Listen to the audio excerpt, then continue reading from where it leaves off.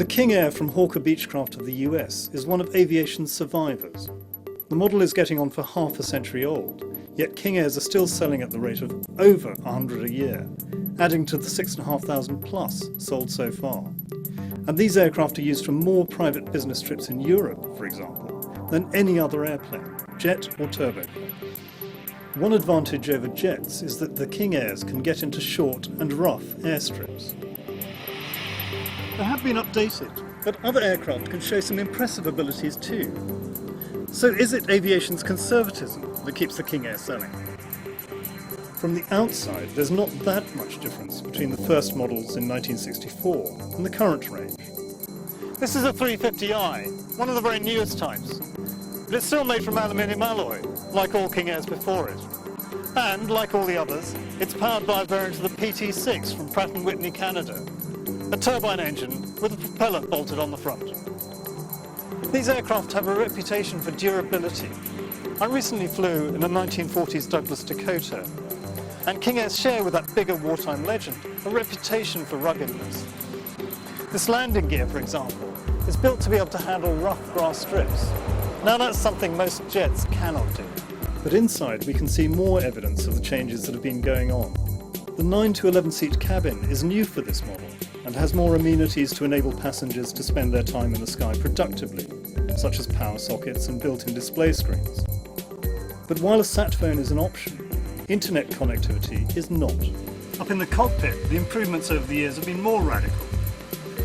The Collins ProLine 21 glass cockpit avionics were brought in for the range in 2003 and are still pretty much state-of-the-art, and a far cry from the numerous round gauges on the original aircraft. I flew a smaller King Air about 5 years ago and found it a sweet handling aircraft with the docile sort of behaviour that is required for small, tricky airstrips. But the last one I flew developed a fault that demanded we return swiftly to the airport, where we were met by the fire trucks. Let's hope that doesn't happen this time.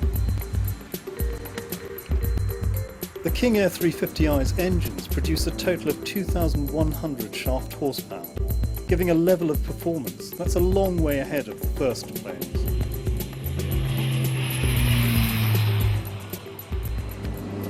The rate of climb is jet-like at more than 2,700 feet a minute, even fully loaded with fuel and passengers. Now that figure is from sea level on a standard day. When hot temperatures and high elevation sat performance, the climb won't be as rocket-like, but it will still be impressive. Lightly laden, the maximum range of one of these aircraft is 1,780 nautical miles. With all the seats full, that drops to just under 1,400 nautical miles. But an extended range version goes a further 400 nautical miles. The King Air has outlasted most of its direct competitors. The Piaggio P180 Avanti II, though, is a more recent and much more radical design, dating from the 1980s. The $7.2 million Avanti will cruise at jet altitudes of 41,000 feet, above pretty well all the weather, and at jet speeds of over 400 knots. The King Air can only reach 35,000 feet, and 313 knots. That makes quite a difference on longer journeys. I've flown the Avanti. It's spacious and a pleasure to fly. And Piaggio claims it's more economical than the King Airs when you take into account the shorter trip times. But it's selling at a fraction of the rate of King Airs, just 11 last year. Hawker Beechcraft reckons that for typical journeys of something like 300 to 600 nautical miles, $7 million 350i's cost per seat mile beats even large single-engine turboprops. But for me, it's the rugged versatility of the King Airs that makes the biggest difference. Yes, it's slower than a jet. I could, though, get into pretty well any size of airfield within the 700 miles of our remaining range. But I wouldn't be able to say that if I were flying a jet. I'm Rohit Jaggi of the Financial Times.